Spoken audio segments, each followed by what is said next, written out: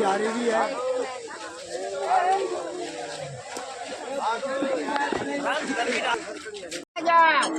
किनारे बोलता जाओ, आओ चाय पानी पीता जाओ। હાલો થોડા ખુલ્લા જાઓ હાલો ખુલ્લા થઈ જાઓ, ચાલે ને આગળ પાછળ હાલો એટલે કોઈના કપડા ના બગડે। જો ઓલા માથે ઢેલો પડી ગયો, ચા પાણી પીતા જાઓ, જે કિનારે બોલતા જાઓ, જય ભગવાન। તો મિત્રો, પરિક્રમાનો પહેલો પડાવ એટલે કે ઝીણા બાવાની મઢી, તો આપણે પરિક્રમા શરૂ કરી દીધી છે। જે આ મુખ્ય ગેટ છે તે દેખાય છે। તો પરિક્રમાનો પહેલો પડાવ જે ઝીણા બાવાની મઢી આવે છે, તો ત્યાં લગીનો આપણે એપિસોડ જોઈશું અને તેની અંદર શું શું આપણને મુશ્કેલી પડી શકે છે ને શું આપણે સાથે લેવું શું ન લેવું તેની સંપૂર્ણ માહિતી આપણે આ વિડીયોમાં આપશું। અને જે 3 ઘોડી જે આપણે ડુંગર જે ચડવાના આવે છે, 3 ચડવાના ઉતરવાના, તેને અહીંયા ઘોડી કહેવાય છે। તો તે કઈ રીતના ચડાણ ઉતાર છે અને ઢાળ કઈ રીતના છે અને તો બધું જ આપણે એક જ વિડીયોમાં જોઈશું। તો ચાલો મિત્રો, બન્યા રહો અમારી સાથે। ચેનલમાં પહેલી વાર હોય તો ચેનલને સબસ્ક્રાઈબ કરી લેજો અને જય ગિરનારની બોલતા બોલતા સાથે પરિક્રમાની શરૂઆત કરીએ। તો પહેલું તો આપણે મુખ્ય કે પ્લાસ્ટિક કોઈ બી વસ્તુમાં હશે તે લઈ જવા ઉપર પ્રતિબંધ અને ખૂબ જ કડક કાર્યવાહી કરવામાં આવે છે। તો મિત્રો, પ્લાસ્ટિક વાળી વસ્તુ કાંઈ લઈ જતા નહીં અને પ્લાસ્ટિકની બેગમાં કોઈ બી ફરસાણ હશે કે કોઈ બી વસ્તુ હશે તે ચાલશે નહીં। એ સાદી બેગમાં તમારે લઈ જવાનું છે, લોટ હોય કે કોઈ બી હોય, અને ત્યાં તમને બધી જ વસ્તુ મળી રહે છે। બકાલું પણ ઝીણા બાવાની મઢીએ તમને શાક, બકાલું, તેલ અને વાસણ પણ મળી રહે છે। તો તે પણ વસ્તુ સાથે ન લાવો તો ચાલે છે, પણ ઘણા માણસો બધી જ વસ્તુ લઈને આવતા હોય। ये किनारे बोलता जाओ, आओ चाय पानी पीता जाओ। હાલો થોડા ખુલ્લા જાઓ હાલો ખુલ્લા થઈ જાઓ, ચાલે ને આગળ પાછળ હાલો એટલે કોઈના કપડા ના બગડે। જો ઓલા માથે ઢેલો પડી ગયો,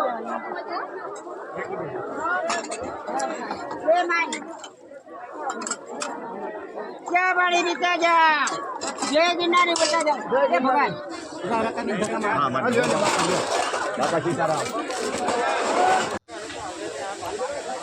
પાણીના ઝરણા આખા જંગલમાં આવવા ખૂબ જ આવ્યા કરે છે, કારણ કે વરસાદ વધુ હોવાથી પાણીના ઝરણા તમને ઠાર ઠાર જોવા મળશે અને પીવાની પાણીની પણ કોઈ તકલીફ પડતી નથી। તો મિત્રો, આપણે પહેલી ઘોડી જે ચડવાની વાત કરીએ તો પહેલી ઘોડી તો જો આ દેખાય એ રીતનો સીધો ઢાળ છે, થોડુંક ઊંચાણ ખરું પણ આ રીતનો હવે સિમ્પલ ઢાળ છે, પણ પહેલી ઘોડીમાં તમે થાકશો નહીં, આરામથી ધીરે ધીરે હાલતા જાઓ તો આ ટેસ્ટથી તે ચડાઈ જાય છે। જે આપણે ઝીણા બાવાની મઢીથી તે પરિક્રમા શરૂ કરવી તેનું અંતર 12 કિલોમીટરનું છે। તો મિત્રો, આ ઘોડી ધીરે ધીરે ચડી જાઓ, પછી તે ઢાળ ઉતરવાનો આવશે એટલે પહેલી ઘોડી તમારે આસાનીથી 1-2 કલાકમાં આરામથી પાર થઈ જાય છે। જો ઝીણા બાવાની મઢીએ પહોંચવા સુધીમાં સુવિધાની વાત કરીએ તો અહીંયા તમને 500 થી 700 મીટરના અંતરે પાણીના સ્ટોલ મૂકેલા છે। તે નિઃશુલ્ક પાણી પણ પ્રશાસન દ્વારા, સાધુ સંતો દ્વારા મળી રહેશે। ચા પાણીના પણ સ્ટોલ છે। અને જમવાની વાત કરીએ તો તમારે ઝીણા બાવાની મઢી સુધીમાં કે દર કિલોમીટરે પ્રસાદીનો ફ્રી વિતરણના આપણે અહીંયા અન્ન ક્ષેત્ર જે ફરસાણ હોય કે શેરો, ચાક, રોટલી બધી જ અલગ અલગ જાતના આપણે અન્ન ક્ષેત્ર અહીંયા સાધુ સંતો અને ભાવિ ભક્તો દ્વારા ખોલવામાં આવે છે। તો તમારે જમવાનું અહીંયા સુધી તો કોઈ વસ્તુ લાવવી પડે એવું છે જ નહીં, અને અહીંયા તમારે દર 1 કિલોમીટરે અન્ન ક્ષેત્ર તમને મળી જ રહે આરામથી। અને પાણીની બોટલ જો લાવી હોય તો ઘરે આપણે સારા પ્લાસ્ટિકમાં આવે છે તે લાવી શકો છો। સાદો બિસ્લેરીના કે કોઈ બી ઓલા આપણે પાણીના બાટલા આવે તે તમને અંદર લઈ જવા દેતા નથી। તો તમે બાટલા લાવવા હોય પાણીના તો સારા કંપનીના લાવી શકો છો। અને પાણીની પણ અહીંયા સરસ મજાની સુવિધા પ્રશાસન દ્વારા અને સાધુ સંતો દ્વારા કરવામાં આવી છે। તો પાણીની અને જમવાની કોઈ બી સુવિધા અહીંયા પડતી નથી.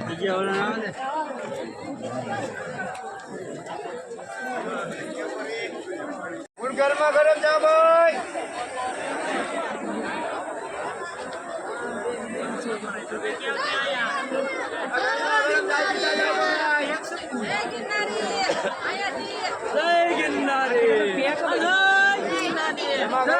ગરમા ગરમ જામવાની ભાઈ.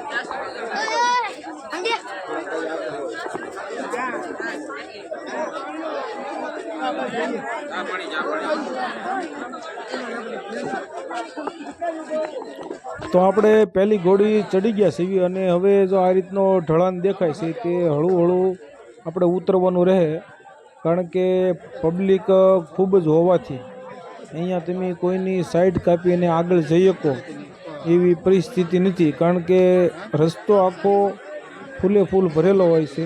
એટલે ધીરે ધીરે તમે આવી રીતના નીચે ઉતરી શકો છો અને ધીરે ધીરે ઉતરો તો પણ થાક પણ લાગતો નથી. અને બીજું જો વાત કરીએ તો અહીંયા તમને નારિયેળ પાણી, લીંબુ શરબત અને ફ્રૂટના આપણે લારીઓ જે આપણે બધા જ વેચવા માટે અહીંયા આવતા હોય છે તે તમને આખા જ રસ્તા ઉપર મળી રહેશે. અને ડુંગર ઉપરથી ઊંચાઈ ઉપર લાવવાથી થોડોક આપણે જે નોર્મલ ભાવ હોય તેનાથી થોડોક ભાવ વધારે પણ હોય છે. તો મિત્રો આવી ઉપર જગ્યા ઉપર લાવવી ખૂબ જ અઘરી વસ્તુ છે, કારણ કે આપણો એક થેલો હોય તો તે લઈ જાવી તો પણ આપણે થાકી જતા હોય છે, આપણા ખંભા દુખવા આવી જતા હોય છે, પણ આ લોકો તો વસ્તુ અહીંયા સુધી પહોંચાડે છે.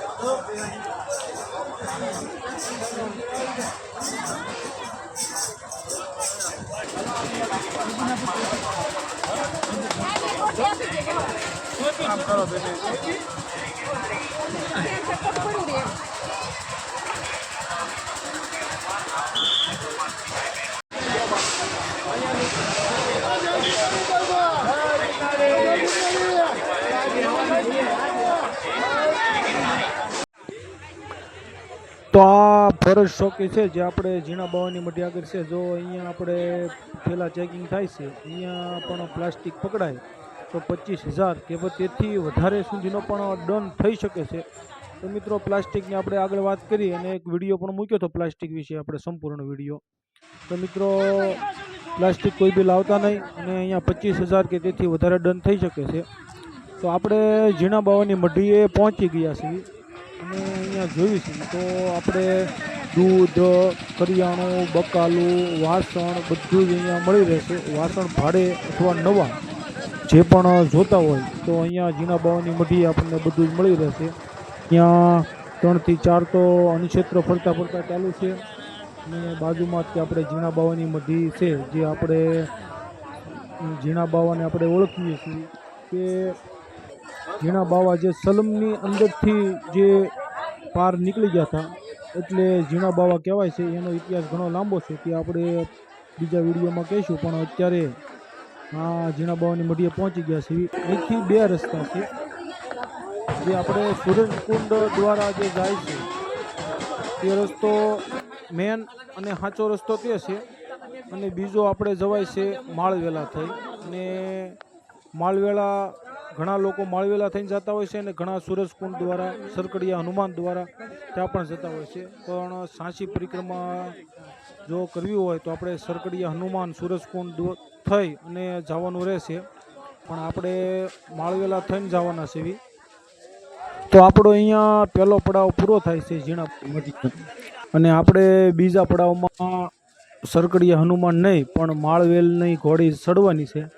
તો તે માળવેલની ઘોડી ખૂબ જ અઘરી છે અને ત્યાં પણ અન્નક્ષેત્ર ને એવું કોઈ વચમાં આવતું નથી. તો મિત્રો એમાં કઈ રીતની સુવિધા છે અને તમને ત્યાં કઈ જગ્યાએ શું મળી રહેશે તેનું સંપૂર્ણ વિડીયો જોવા માટે અમારી ચેનલમાં બન્યા રહો.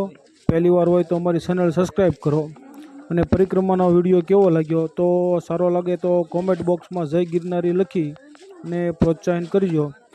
અમારી ચેનલમાં ધાર્મિક વિડીયો આવ્યા રાખશે તો અમારા વિડીયો જોઈ અને જય ગિરનારી કોમેન્ટમાં લખજો. જેને જેને પરિક્રમા કરી છે તો કોમેન્ટમાં જય ગિરનારી લખજો. જો આ રસ્તો આપણને દેખાય તે સરકડીને જવાય છે અને બીજો રસ્તો છે આપણે તે માળવેલા થઈને જવાય છે.